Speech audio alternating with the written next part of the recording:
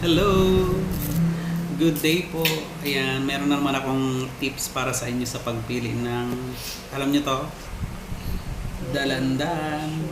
Okay.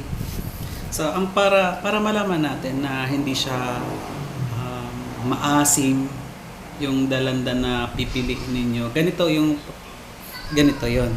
Kayo po ba? Paano po kayo namimili ng dalandan? Basta hinog lang ba, malaki, ganon. Para mapili mo yung karagdagan tip lang to. Na na matamis yung mapipili mo. Nasabi ko na kay mama to. Yung hindi manipis, ito kasi manipis yung balat niyan. Ito yung makapal. Yan, makapal yung balat. Yan, makapal yan. Ibig sabihin, pag makapal ang balat, yan, matamis. Pag pag manipis naman ang balat, kaya nito, manipis yung balat niya, halata kasi sobrang kinis. Ayan. Maasim yan. Maasim yan mga kapinoy. Ito naman, pag makapal yung balat niya, makapal ito ang balat niya. Mararamdaman mo naman yung pag ginanon piniga mo talagang makapal siya. Kasi ito naman, sobrang kinis at saka manipis lang.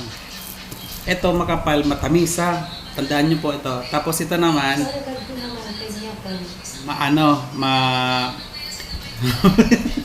sorry, si mother yun.